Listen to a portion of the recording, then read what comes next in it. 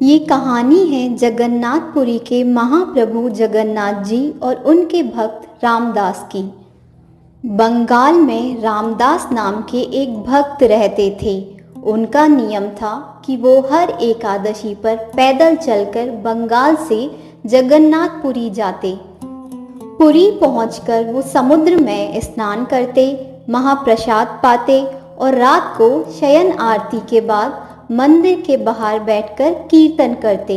महाप्रभु जगन्नाथ जी उनसे बहुत प्रसन्न रहते।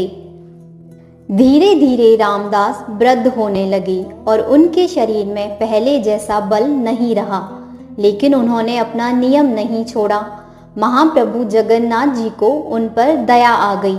अगली एकादशी पर जब रामदास कीर्तन करते हुए प्रभु का ध्यान लगा रहे थे, तभी जगन्नाथ जी उनके ध्यान में प्रकट हुए। प्रभु ने कहा, रामदास तू अब पुरी मत आया कर, मुझे बड़ा कष्ट होता है। रामदास ने कहा कि यदि अगली एकादशी को वो उनके सामने नहीं होंगे तो उनके प्राण निकल जाएंगे। जगन्नाथ जी ने कहा कि एक उपाय है जिससे रामदास को पुरी भी ना आना पड़े और उन्हें प्रभु के दर्शन भी हो जाएं।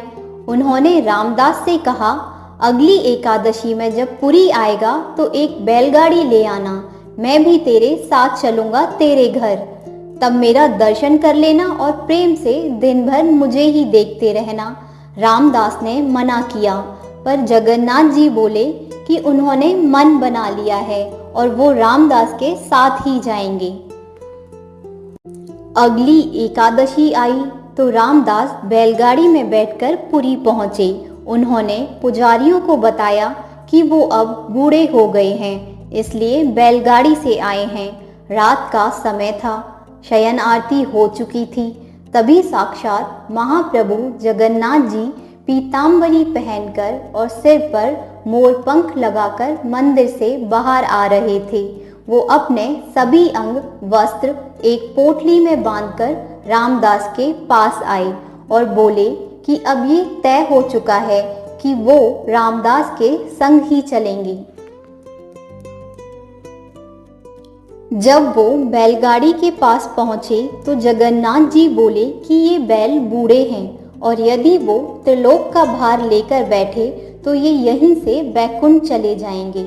जैसे ही जगन्नाथ जी ने बैलों पर हाथ फेरा, दोनों बैल तंदुरुस्त हो गए। जगन्नाथ जी ने बैलगाड़ी चलाने के लिए कहा, हटो हम चलाते हैं। द्वारिकाधीश स्वयं सामने बैल हाँकते हुए चल रहे थे और पीछे सीधे साधे रामदास बैठे थे। मंगला आरती के समय पुजारियों ने देखा कि मंदिर में सुभद्रा जी और बलभद्र जी तो हैं, पर जगन्नाथ जी गायब हैं। सब जगह हल्ला मच गया कि जगन्नाथ जी चोरी हो गए। सबका शक रामदास पर गया। जगन्नाथ जी को पता चला कि पुजारी रामदास के पास आ रहे हैं। जगन्नाथ जी ने रामदास से कहा कि वो उन्हें पास के तालाब के पीछे बनी एक गुफा जैसी जगह में छिपा दें। पुजारी आए और रामदास की तलाशी लेने लगे।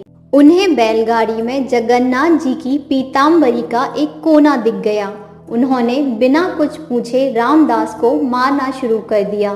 तभी तालाब से आवाज आई, अरे मूर्खों, तुम्हें क्या लगता है मुझे कोई अपनी मर्जी से ले जा सकता है?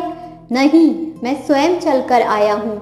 सबने देखा कि जगन्नाथ जी के शरीर से रक्त बह रहा है और पूरा तालाब रक्त से लाल हो गया है। प्रभु ने पुजारियों को क्षमा नहीं दी और रामदास के साथ चले गए। कुछ दिन बाद पुजारी फिर आए और बोले कि उनकी रोजी रोटी कैसे चलेगी। जगन्नाथ जी ने कहा, यही अंतर है मेरे भक्त में और बगुला भक्तों में।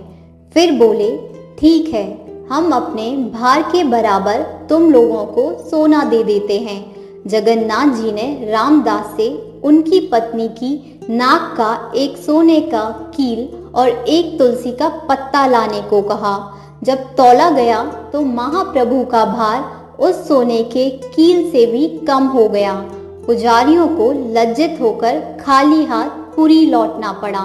भगवान को कोई नहीं बांध सकता, पर प्रेम के वश में आकर वो स्वयं बन जाते हैं।